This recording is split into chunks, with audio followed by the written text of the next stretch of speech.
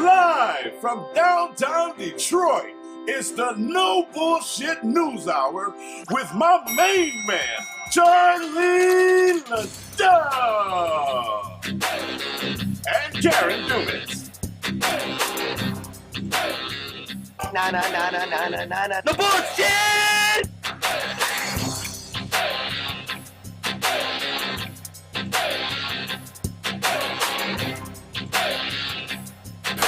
What's just in breaking news? No more bullshit! No more bullshit! Yep. It's going to be another blockbuster here. No Bullshit News Hour brought to you by American Coney Island, the best and the original downtown Detroit. XG Service Groups for all your IT needs. And, of course, our good friend Luke Nowacki, Pinnacle Wealth Strategies. Don't do it on your own. The market's inscrutable. Get some professional help because money is more important than death. Inscrutable? Yeah, you like that? I like that, Charlie. I went to college. And speaking of death, I need to do this. The Samantha Woll murder trial is on. During my time out in the winter, right? Samantha Woll was the Jewish synagogue leader here in Detroit who was murdered 2 weeks after Hamas brutalized a bunch of Israelis in their bed. So 2 weeks later, a Jewish leader in Detroit is murdered. It becomes the biggest murder case in America for like a week, right? Exactly. Because it's the Arabs. And the timing, right? And then it wasn't the Arabs. It was the... Turns out it might have been the boyfriend. Now, live a good life. You know, she was a very social person. A lot of men coming and going in her life. Kept her door open. She lived off of Lafayette in this area, right? Lafayette Gardens. The Brevard Lafayette area. Yeah, this is where this strip is known as car rip-off paradise. I was robbed there in high school. You were robbed there in high school? Yes. You mean somebody broke into your car? No, I was robbed at gunpoint and we were stuffed in the trunk. So it's not, and this was back in, this was a long time ago. This was when I graduated high school. Like the 80s. Well, gee, Charlie, you keep trying to date me, Well, but I'm from yes, the 80s, it was a yeah. while. It's all right. But yeah, I'm just saying. Late So 80s. this is an area that is attractive, but it's also concentrated for crime, and it always has been. And that was my point. And apparently, we're not in order here, but I was checking, on my time out, I was fascinated by this, and I'm checking out the scene, and no security cameras work in this area. Not in the tower across the street. No, nobody's condos in there, not hers. And somebody had heard a woman scream about 1:30 in the morning that night. And I'm talking to people there, and they're like, "Oh, that's nothing unusual. Like you got crazies screaming, you got drunks screaming, you got coyotes screaming. There's coyotes out in this area, right? So she keeps her door open." I just want to say too, I mean, it's not unusual, but it's important for the timeline. But I understand why nobody would call police because they heard a scream in that area. Right, exactly the point. Right, okay. So, week or two later, her ex-boyfriend, they had just broken up, right? He only lives a couple miles away. And now he's in Kalamazoo, and he calls 911, and he confesses to it. So we've got tape, not only the body cam footage, right? The 911 stuff, his testimony on this in this trial like last week. So let's play this clip. His name is Jeffrey Herbstman. I murdered my girlfriend and I don't remember it. What makes you think that you killed her? Because I have the motive and I have the opportunity. What did you say? I may be trying to outsmart people. Would consider that I may have had a motive because we had broken up, and due to the adverse reaction to the medication, I had convinced myself that I had killed Samantha Woll. You went from having no side effects to this medication trying to, the side effect, convincing yourself of doing a murder. Yeah, so You didn't have a delusion when the officer asked you, do you know why you're being detained? You didn't have a delusion there, did you? no. Wow. And he's testifying under immunity on the stand. Am I correct? So the white guy, boyfriend, calls up, Ex-boyfriend. ex-boyfriend, but had the motive and the opportunity. He's telling you, I think I might have done it. I can't remember. He had a site. He's got good lawyers. He's connected. His ex-girlfriend's connected to, good friends with the attorney general, good friends with the congresswoman, etc. A lot of pressure. Right. A lot of pressure to bring an arrest. So I know. I'm just saying he's testifying under immunity. That's very he lawyers up. unusual. He lawyers up, and they're going, oh, shit. All we have is a confession that he's recanting. Mm-hmm. And they don't have anything, right? They don't have anything. They check his phone. It was plugged in that night. Well, you know, you could leave the phone plugged in. Right. They don't have him on video ever exiting the place. His ring cam on his door didn't have batteries. Okay? There's no video. So they're dismissing the charges. They're going to let him testify Immunity. with immunity. They're like, this cannot be used against you. Never heard of that. I haven't either. I've never heard of that. And here's the reason the prosecutors did this very unusual thing.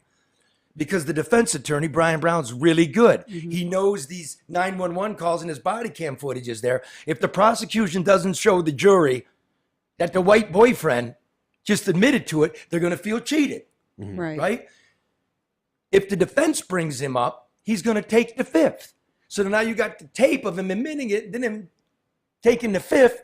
So the prosecution knows this is no good. Right. We're going to do the really unusual step of giving him immunity. I've never heard of that. I wonder, and I don't know, I doubt Well, it. it's almost like they're trying to nip reasonable doubt in the bud or something. Nip it right I into don't get bud. it, yeah. So you know, I don't think, I make calls, nobody that's there every day seem to remember. If the jury was told that he was given immunity, you know, it would matter to me as a juror. Yeah, sure, because I'm sure. about to, and during my time out in the winter here, I was fascinated by this case and I sleuthed it and I talked to everybody. I'm going to leave it at that. Everybody involved in this, like I was going to write a magazine article on this. This is such bonfires of the vanity type of stuff. This is an amazing You still should, Charlie. murder case. So the boyfriend, they let him off. Ex-boyfriend. So now the prosecutors are like to the police, back to the drawing board, guys. A lot of pressure, right? Detroit police don't want to look like clowns. I don't know why the FBI is working on a local case. I don't know any black woman that ever got stabbed to death got a task force put on it. I'm not trying to make this racial. I'm trying to tell you what's going on. Okay. So they go back and they look at the video, and a cop goes, good cop, goes, what's that in her compound? What's that in the background? Looks like a guy way back there trying to get in a car. And they follow this figure, and they Jesse Smollett this shit. They go, he walks out of frame. They go to the liquor store, get that. Oh, there he goes. They go to the parking garage. There's a camera. They're following him. This guy from 12 a.m. to 6 a.m. Right? Unbelievable. They're tracking his phone. He's there. He's in this. We're seeing it right now. This is at a school, and behind the grass there is the apartment complex. There's not one video camera working in the apartment complex. Across the street is Lafayette. There's a huge apartment tower. None of the cameras work. On the cross streets of the Service Drive in Lafayette, right? We got cameras. They're not working. So this is from like 4 to 4:30. They say the murder occurred. They don't have any video. They got this guy all night long, except the half hour where he supposedly did it. His name is Michael Jackson-Bolano. Now this guy's moonwalking through Detroit. He's trying to get in the car. This is what he does. This is what he was out working. Right. He's all night long. He's just looking for shit in cars. That's what he does. Crimes of convenience. Easy one. Easy licks, right? So Yeah, keep that in mind. But which is why you don't leave your car or your home door. You don't leave your doors unlocked. Period. Because people do seek crimes of convenience. If they're open, they will steal something. you know that when you're in a big city. This isn't just Yeah. Detroit. Like That's anywhere. That's New I do it in York. Berkeley. That's Chicago. You should. That's L.A. That's San Francisco. That's just big city shit. And that's human nature. Though. Thank you. Yeah, criminal human nature. Thank you. In this day and age, Yep. you lock your door. But she didn't lock her door. So she comes home from a wedding. The door opens at 1:01 a.m. Okay? She doesn't change for bed. She changes into clothes. She gets an alert from her security system on her phone at 1:02. Your door's ajar. She sends a text to another dude, not this ex-boyfriend, but another dude who was supposed to come over that night, but never came over that night and never texted her saying he wasn't coming over that night. The door's open. At 1:24 in the morning, the security motion detector in her living room goes idle, right? Goes idle. So for 23 minutes, There's no movement. this thing's on. Neighbors hear a scream around this time, right? When the police get there in the morning, there's blood everywhere. Fruit bowls are knocked over. Pillows are done. blood in the living room. It's on the couch, on the And on wall, the walls, all yeah. over the place. I want to kind of add another part to the timeline too. Yeah. After it went idle at 1:24, Yeah. her phone, I think for about 6 minutes, was trying. It looked like somebody was trying to unlock it. Somebody's trying to unlock it. Now there's no motion, but her phone, Yeah. somebody's trying to unlock it. It's out of view. I went to the scene. I got the pictures of it too. When the motion sensor is up here, right? You're not going to catch her down here. Or if she crawls into the vestibule, the motion sensor's not there. That's where the big pool of blood was the vestibule. So I'm just giving you scenarios. Yeah, it's awful. Quite likely she called there and she's trying to open the phone and stabbed 8 times. Not in the gut, not in the heart, in the head, in the face, neck. in the neck. She's beat up, right? Bruises on her face. Got me so far? Yeah, but let me think about this. If you're trying to make an emergency call, you don't need to unlock your phone. Well, I would. Well, I mean, you know, it's funny, Karen. I didn't know that until you just told me. Yeah. Yeah, I was So just. I've okay. never I'm had to just. make- I'm just thinking out I mean, loud. do by the people way, know that? You've got a big hole in your neck. You're Yeah, not I know. thinking, hey, I know you may not, but I'm just thinking. All you got to do is press. It's okay. So go ahead. I'm Well, sorry. I I'm don't- I'm thinking as you're telling me the I scenario. don't know That's that. all. So And the thinking is too. I mean, she ends up on the front yard, so she's crawling struggling, out, right. She's got handprints on the wall. handprints on the wall. She's got severe blood I mean, loss. she's fighting. She is fighting to stay alive. So Yeah. it would make sense that She's got severe I'm trying to blood get loss. onto my phone. Yeah. Okay, I'm so just- this is what's going on at Yeah. 1:30 in the morning, right? Doors open. Now, the police, the case is this, and this is true. You see the guy in the apartment complex, right? He's going into cars. And at 4:20, the motion detector trips back on. 4:20, right? 4:20 a.m., supposedly when he went in there, because he saw the door open. He's a burglar. Remember now, nothing was taken from her home. Her credit card was out, her cell phone, her computer, her wallet. Here's a burglar, and he doesn't take anything. The theory is he saw her, he freaked out, stabbed her 8 times in the head, punched her out a little bit, and then at 4:22 in the morning, the motion's gone. So he did this murder in 2 minutes, except there's a problem with that. It's the motion detector, according to the company, Yeah, ADT. the security ADT, company. they say once it trips, right, it will reset to idle the moment it doesn't see motion, right? So 2 minutes from the time it doesn't see motion, it'll reset to idle. So 2 minutes. So 2 minutes. So here's the guy testifying. You would agree that on 420, the system is indicating that it's depicting some type of motion, correct? Correct. Okay. And then at 422, it's indicating that it is idle mode, correct? Correct. Okay. So, and you also indicated that it's at least 2 minutes in order for the system to not detect motion in order for it to go to idle mode, correct? Correct. Okay. So based upon your reading of that 420, would you agree that the motion it detected was a very brief amount of time in order for it to go to idle mode within 2 minutes. Correct, yes. Okay. Okay, so what did you just hear? The security expert says it takes 2 minutes after the last motion's detected for it to reset. So the guy comes in at 4:20 and it resets at 4:22. That's 2 minutes. So he had exactly 0 seconds to commit a really violent murder. 8 stabbings. 8 stabbings, punched her out. I was going to say I was going to say that's the thing. There's a struggle, so there's a pushback. So it's not just potentially 8 deliberate, uncontested attack, stab wounds. Yeah. So I mean that could take longer. You got to think about that. That takes time. Are you kidding me? For sure. Okay, so there is a nanosecond to commit this murder. Now, in the morning, she's found by a neighbor dead in the front door. There's a hedgerow, so you don't see it walking up. You wouldn't see her if you were a burglar, you saw an open door, because she's one door over and behind the hedges. But when you come out, you're going to see her. So this is what his lawyer says. He comes across her. This guy's never going to admit to going in the house because he's a felon. And that's breaking and entering. And that's a murdered woman, a prominent murdered woman. You're getting 15, dude.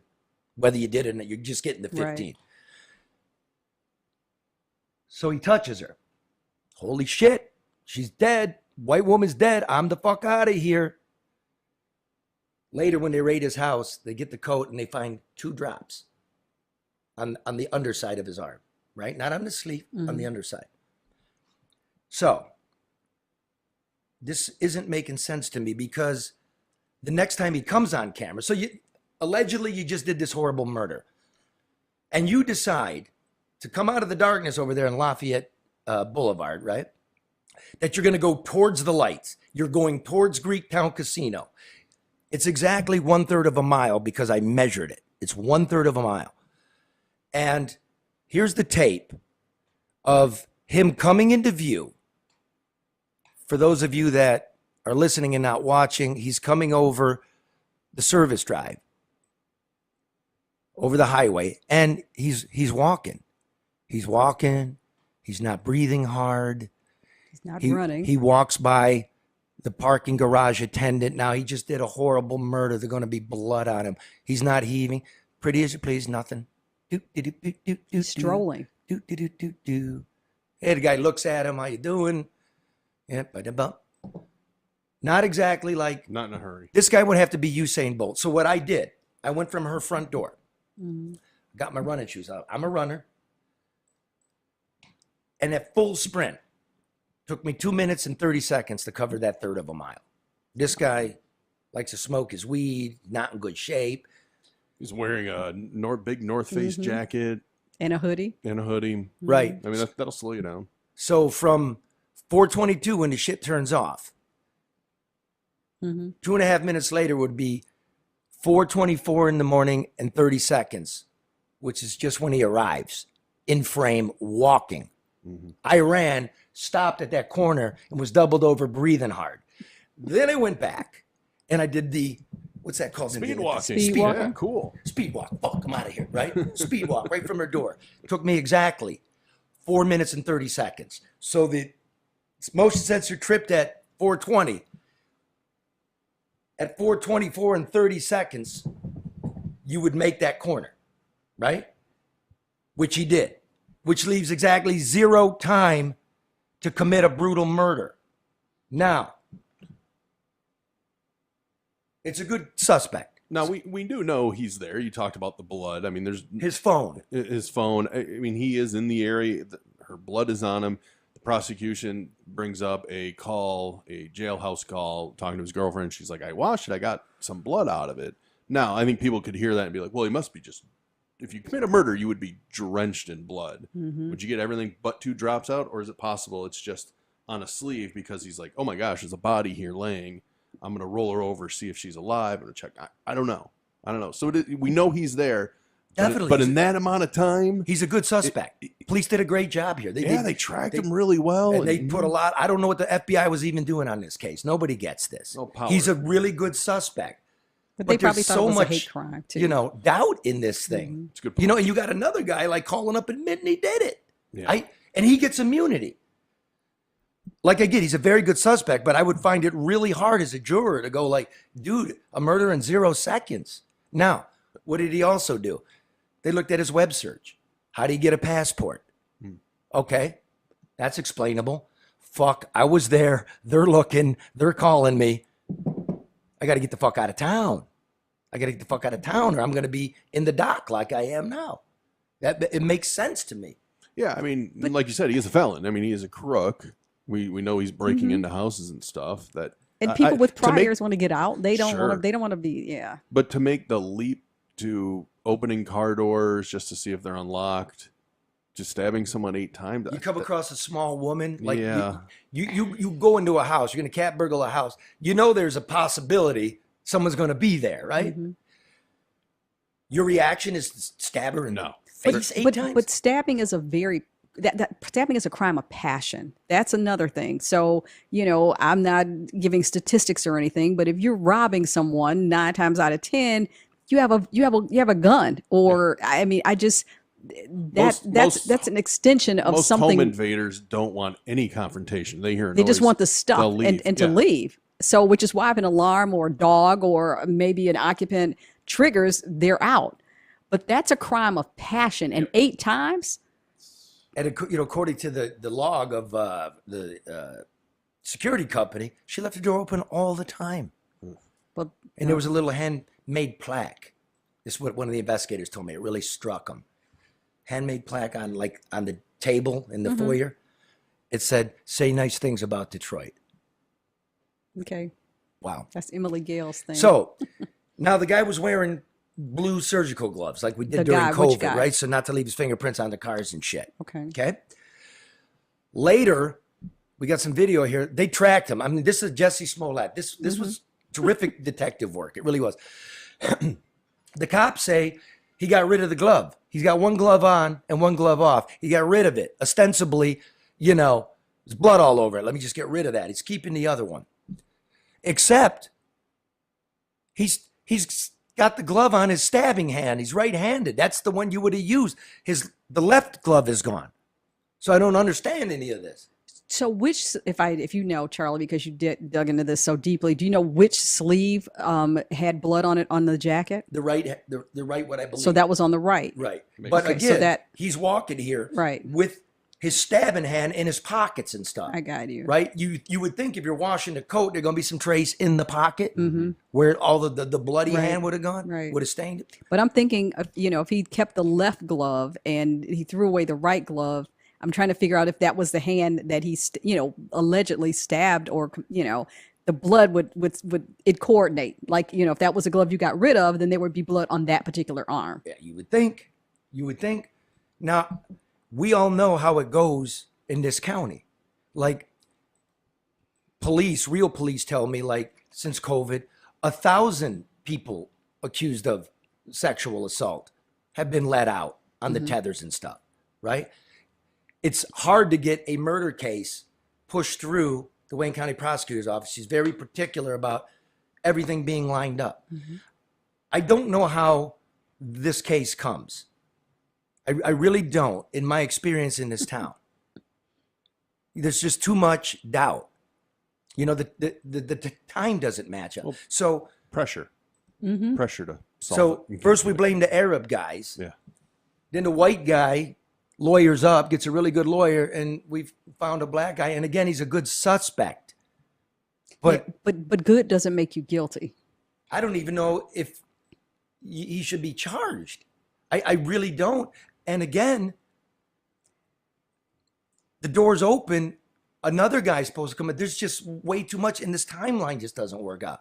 But Charlie, you got to think, for decades there have been people that have been wrongly convicted, and then years later they come back and say, "Oh, we made a mistake." So that happens. I mean, because people are under pressure, whether it's media pressure, social pressure. This was a national story. Everybody's concerned about what's going on over in the Middle East, and then here's an example of what may be looked upon as a hate crime. We're not going to tolerate that here.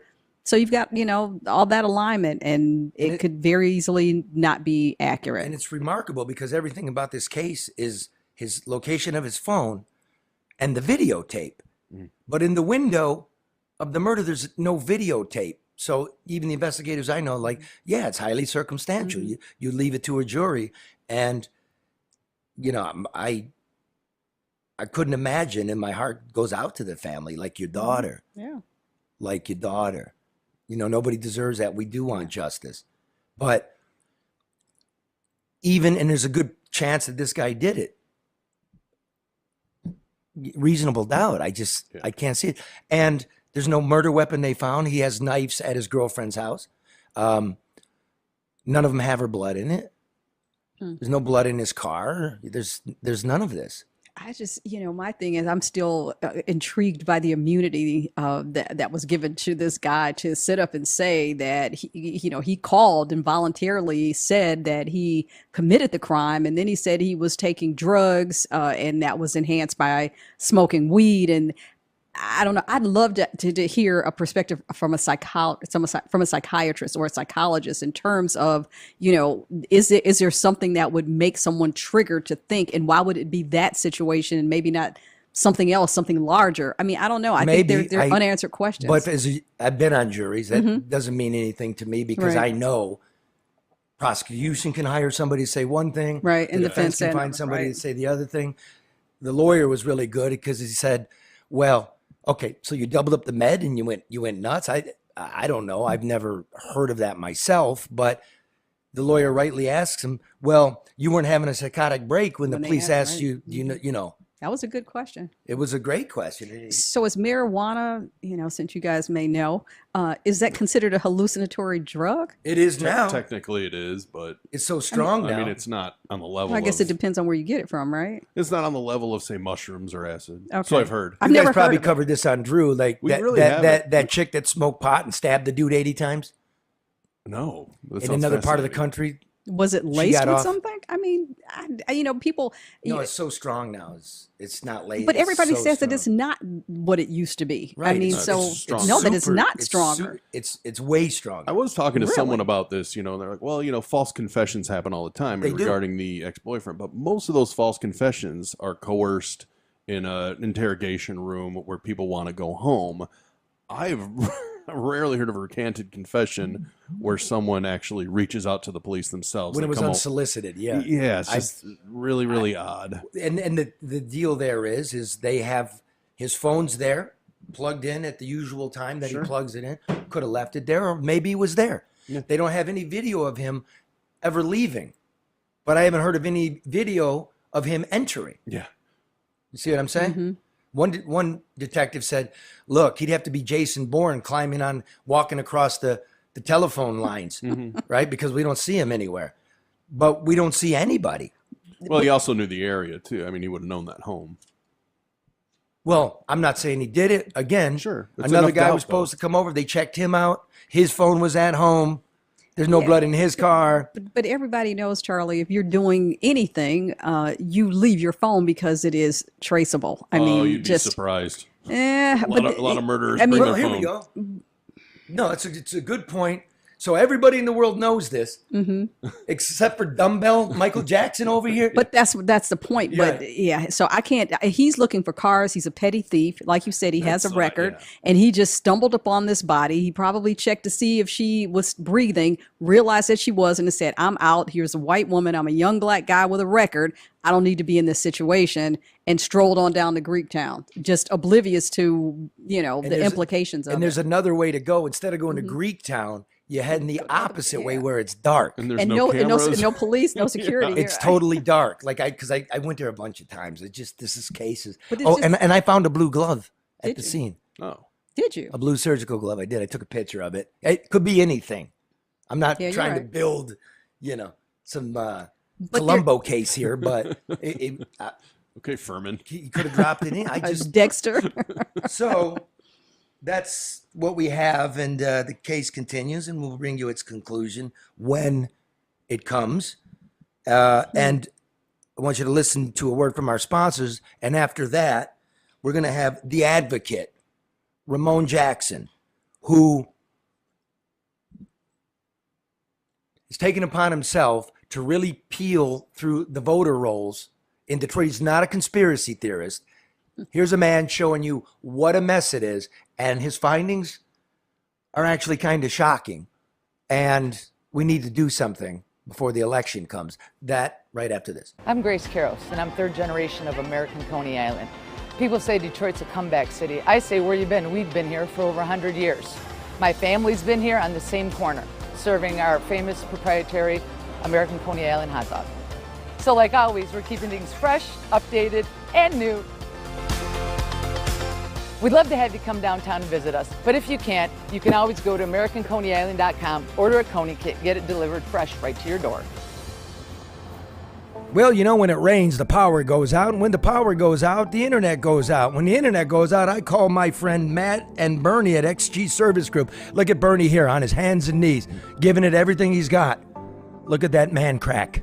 So busy, he forgot to wear a belt. There's Matt right there getting the board together. That's 734-245-4100 if you need Matt and Bernie to come take care of your voice over internet, your security cameras, off-campus access control, Wi-Fi, and cameras for homes and business. They'll design it for you. You got restaurants, they do drive-through systems, railroad cameras for public safety, total wireless camera systems for your home and business. Yeah, that's right. Call XG Services at 734-245-4100. This message of Uplift is brought to you by business and personal wealth advisor Luke Nowacki, who reminds you that what does it profit a man to gain the whole world but never enter the kingdom of God? But while you're waiting, Nowacki wants you to remember that overreaction is not a sound financial strategy. So call Luke Nowacki at 248-663-4748 for sound financial advice. I want to thank all of them for their support. Please give them your business. All right, look. Biggest election of our lifetime is coming since the last biggest election of our lifetime, which was came after the biggest election of our lifetime, you know. But we got an issue in Michigan. You know, it seems to me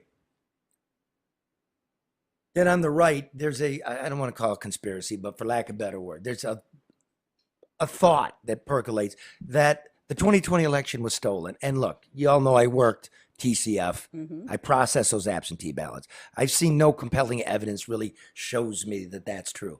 And on the left, there's, lack of a better word, conspiracy or mass feeling that there's an effort to suppress people's votes. There's no real evidence of that.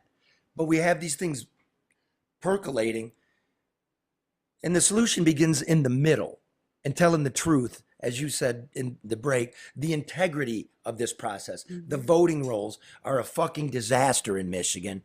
105% of the adult population, that includes non-citizens, 105% of the population is registered to vote.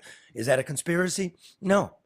It's a freaking mess. And I don't know why they won't clean it up. And this dude right here calls himself the Advocate, Ramon Jackson.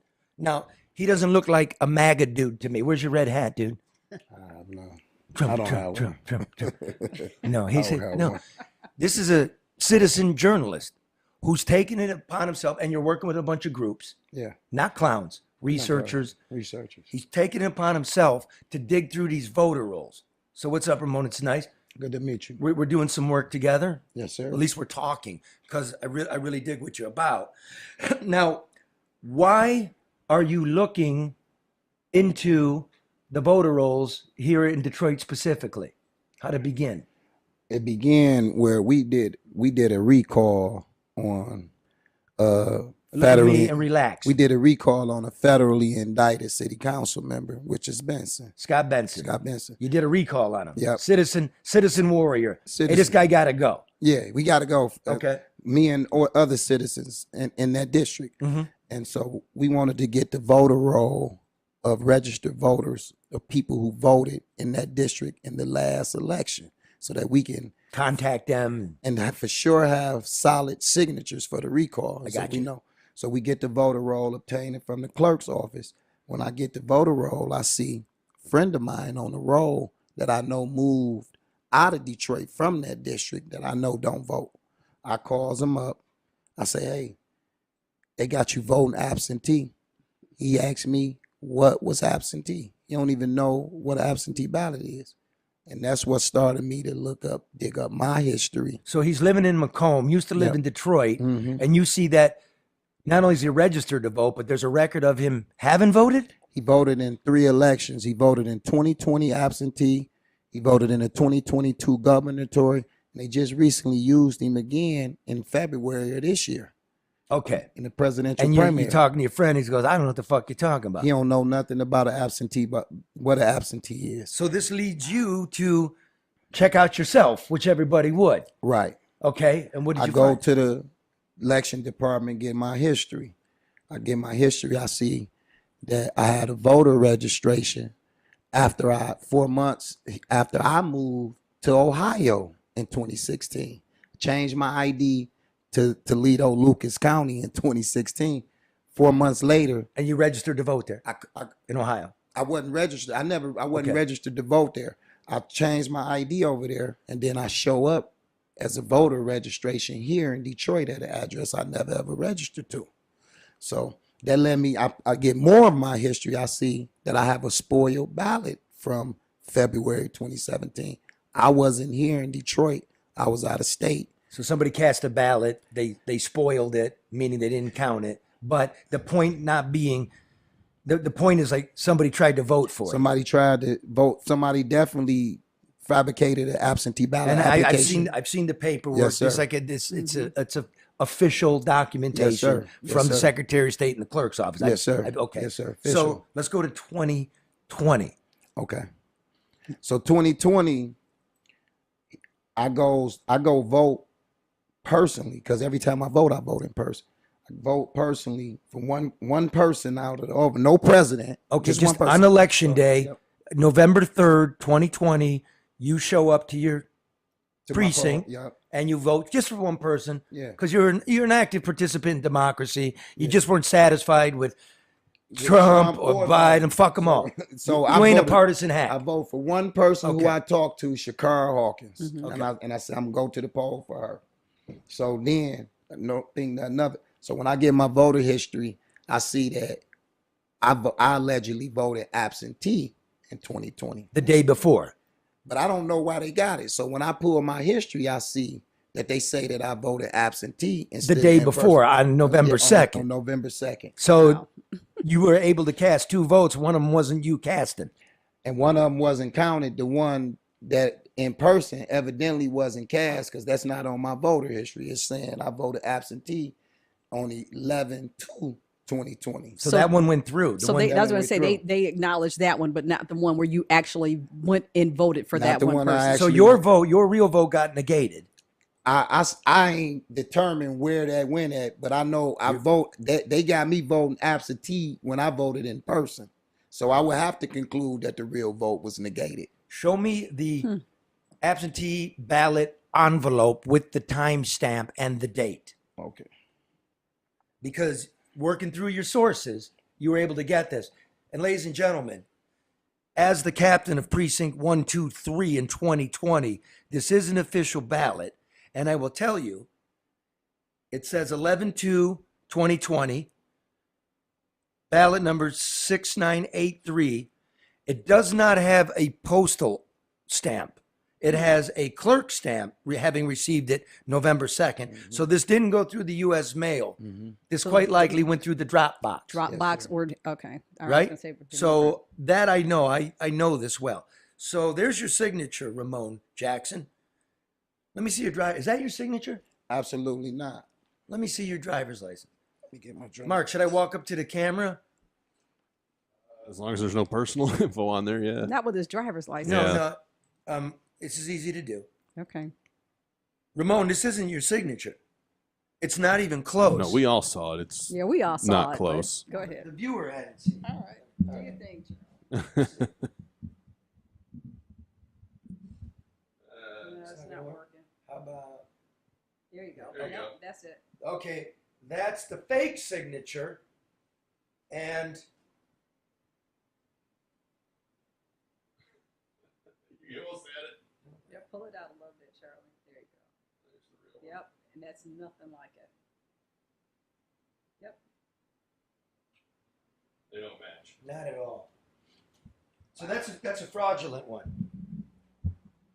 The one on the ballot. That's a fraudulent one. Yeah, I never ever voted absentee. Never ever filled out an absentee application or anything. I voted in person every time. So this lit your ass on fire, and I called you, and you wrote a book, and you know, it's quite interesting. And I'm like, I got to know this guy because I put him through the paces, didn't I? We were talking, and I'm like, okay, I'm gonna give you an address, right?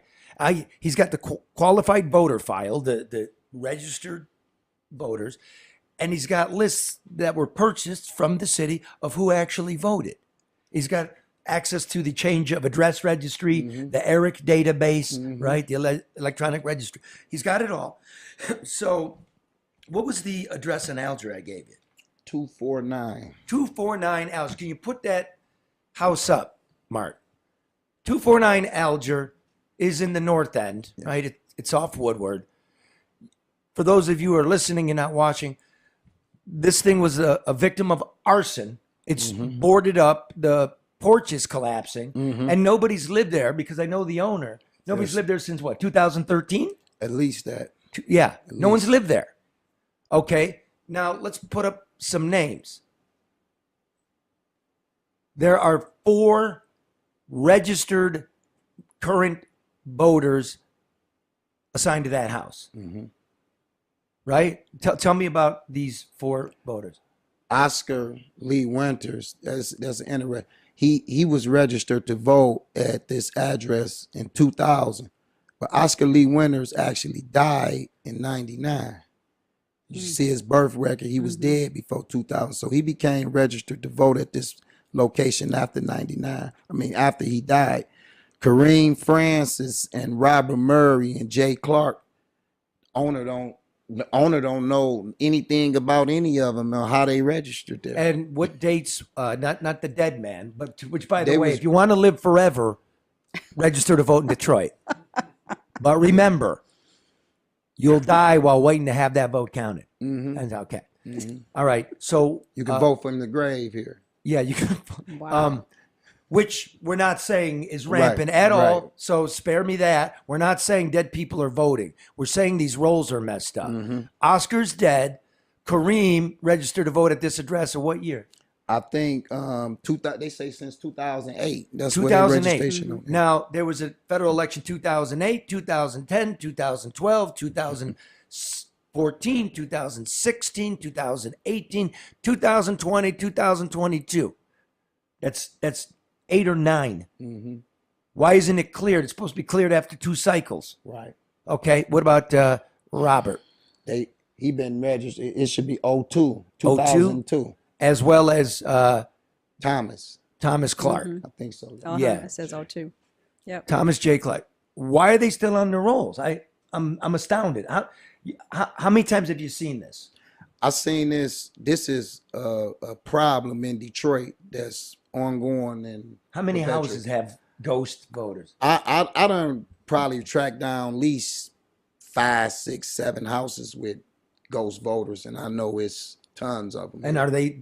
There's no record, at least at Alger, of any of these people have voted. Oh, I got houses where it is people that vote. I got a abandoned house that I met with. It's listed for sale, and I met with the realtor of the house.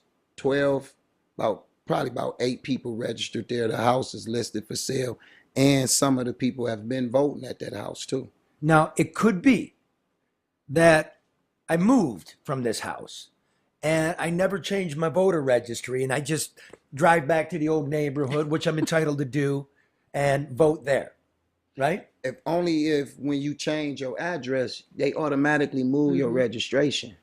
So that wouldn't be possible. The only way these people could still be voting there is that if they still have an address, an ID with address there. Once you go to the Secretary of State, you don't have to say, if you register to vote, it's I automatic. want to change. It's automatically going to change your precinct and everything once you change your ID. So they would have to still have 249 as their address on their license, which we know it's a strong likelihood that they don't have that. And they'd have to be after 20 alive. years. Exactly. Let's do Mary Beckham? Beckman. Beckman. Tell us about Mary Beckman. Okay, so we have a file of return absentee ballots because the address was flagged from the 2024 primary here in Detroit. And we see a name on there that says Mary Elaine Beckman that voted from Sussex Street in Detroit. So we goes to the residence to see if Beckman is true and a real voter.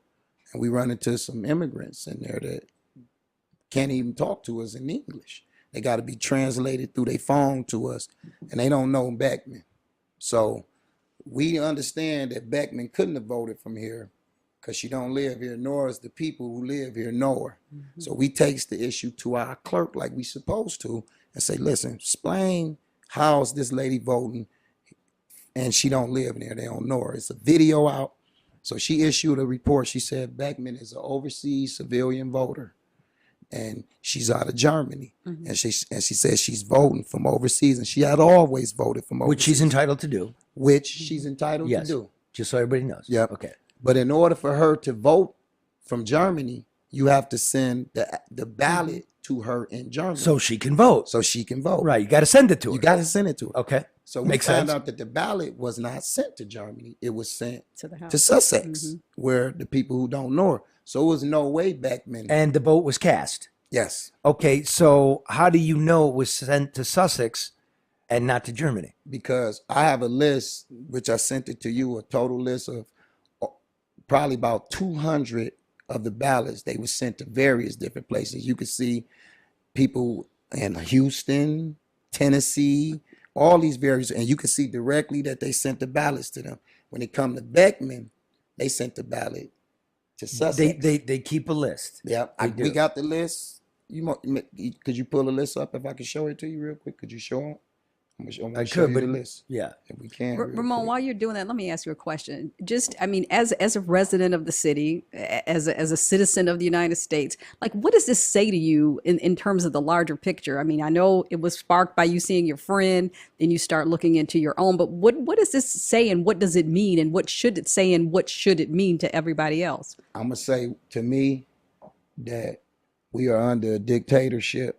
We are not electing our officials there, and if we are not electing them, we are under dictatorship, and that's a major problem. See, I don't believe that.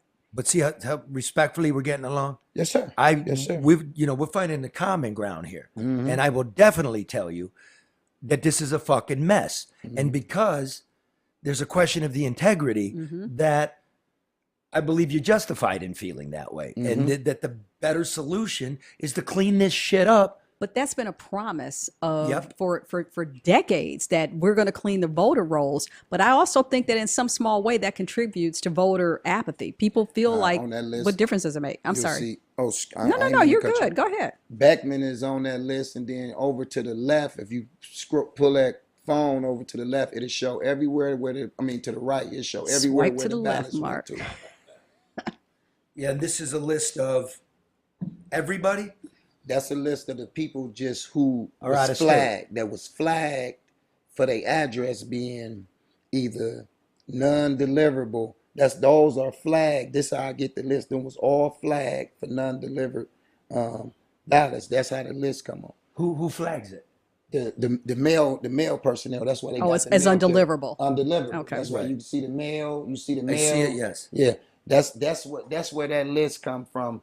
The flag addresses with the Who ballots. keeps this list? The post office? The post office is the one. Do they shoot share it that with the list clerk? out to the- So definitely that to they the can clerk. That come correct to the those? state of Michigan. Okay. So the post office sends this to the Secretary of State. Or I think that list right there comes from actually the state of Michigan, because they keep a track of all ballots that was sent that was flagged. So They this do. is how we get it. Because here's Los Angeles, here's Right. Fayetteville, here's That's right. Cuyahoga County, That's here's right. Maricopa County, You see that? here's Contra Costa Yes, sir. County. So they are tracking. Where they sent the ballots to. Yes. And you see Beckman's though is Sussex Street. that's how, and it's a Richard Morton on there from Italy. From that voted out of England. They didn't send his out. So a lot of them legitimate. So you see, they really sent them to them places. But then you got to catch the couple ones that's threw up in there like Beckman. You say, hold on. Hers didn't go to Germany. Hers went to Sussex. Morton didn't go to England. His went to Virgil Street. But you see where the other ones legitimately went to. And to show the power of your work, it's created a stir in city council. Oh, yeah. And there are investigations. The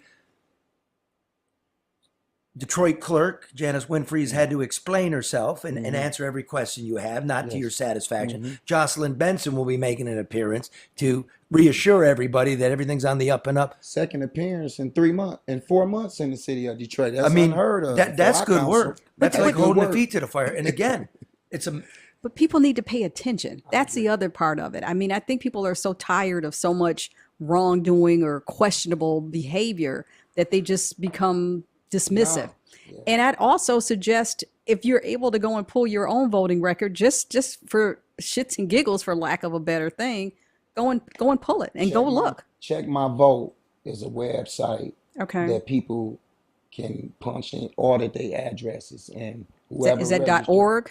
Just if you just check my Check vote, my vote. Okay. and you can put your go scroll up to the bottom of check my vote. Okay. And it got the process called audit my address, and whoever registered to vote at your address is gonna come up there, and then you can get their voter history also from check my vote. But the thing about it, sometimes check my vote don't not have a whole street on it, so we got to have another method behind finding when check my vote don't have. So they got voterrecords.com. Okay. You can punch up your state and filter your area, get to how many voter registrations that you got. I got people that I found that's registered to vote actively in 4 different places right now. Wow. You know what I'm saying? Yes. Like Eshawn Hill that I was talking about, that's been registered to vote since May 2020 in Ohio, Lucas County, but he's been voting absentee here in Detroit since then, while he's still a registered voter in Lucas County. Have you been a hold of him? I never ran. I got an address on Eshawn. I talked to the Well, I tell Secretary you of what. State. What we'll do is you got his address there Yes, in Ohio. sir. Well, let's Yes, drive sir. down to Toledo. I agree. We'll go ask him. I agree. All right, Let's listen. go hunt him down. I gotta roll up on these shots. Yes, Citizen sir. Advocate Ramon Jackson. I'm sure a lot of people will be interested in your work. How do they get a hold of you? Through X? They can reach Direct me on messages? X. Are those open? Yeah, it's What's open. the handle there? My name Ramon Jackson on X. Just Ramon Jackson. Yeah. And That's on it. How many? Facebook. There's like 1,000 Ramon Jacksons. You will see. Charlie. You got it first. The cover. It's like John Smith. I have Hit me up. Yep, I have a unique profile picture because I have a picture of the book on there, the actual the report that has the actual. So let's tag him in when we put the stuff so up. we'll do that. Okay. Now, having said that, we got next week's business, people's business to take care of. So we're going to have you back on periodically through the election cycle. And thanks for listening. And remember, if you can't sleep, watch the news. If you want the news, No Bullshit News Hour. See you next week.